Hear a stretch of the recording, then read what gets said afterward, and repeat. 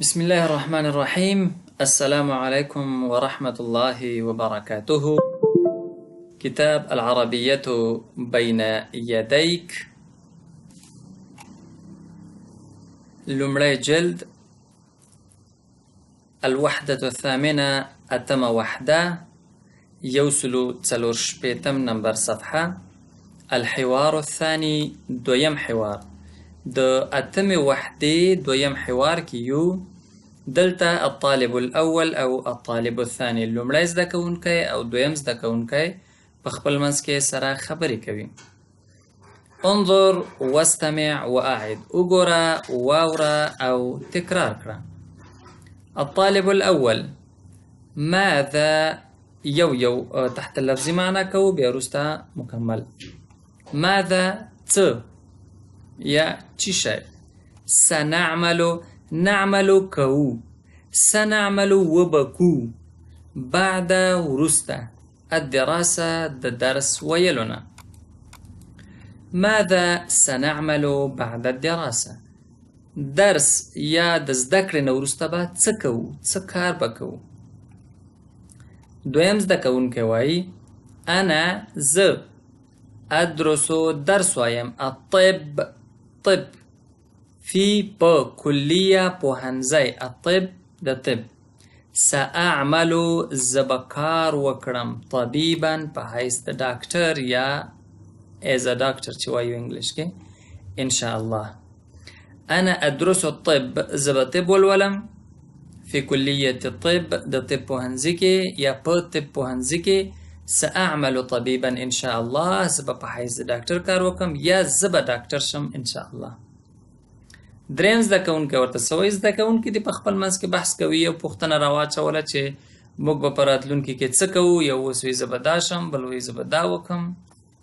نو دریم زده کوونکی څه وایي؟ انا زه ادرس درس وایم، الصیدله، فارمسي، دا دوایي چې جوړوي دې ته وایي. دا دوایانې نه وي، فکر کوم همدا فارمسي ورته ښه لفظ دی.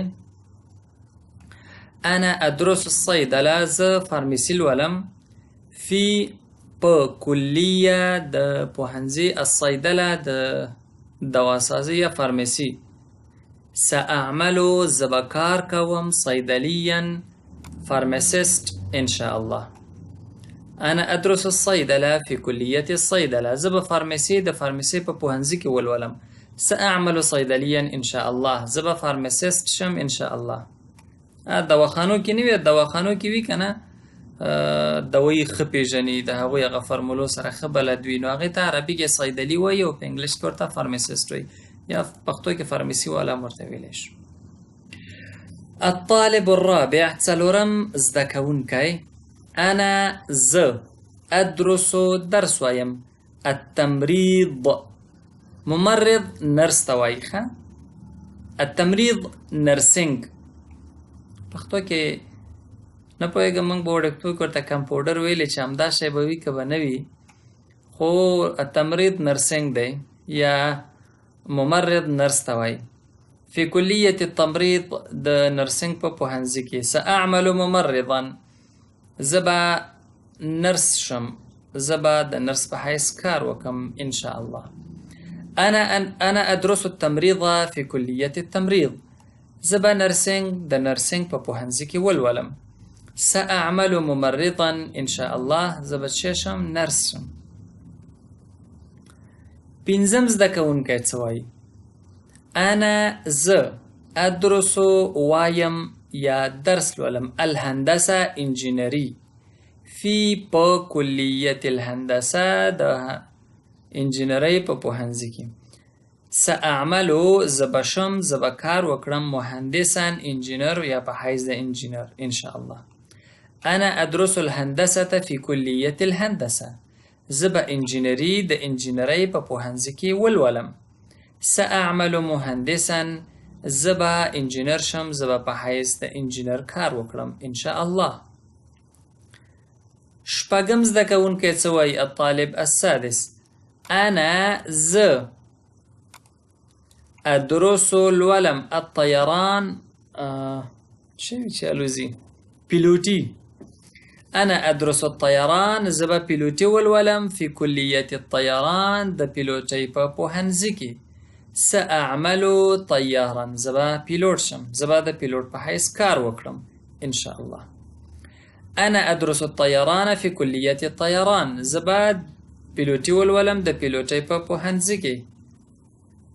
بعضې خلک ورته د جاز یا تیاري ډریوري وایي که نه.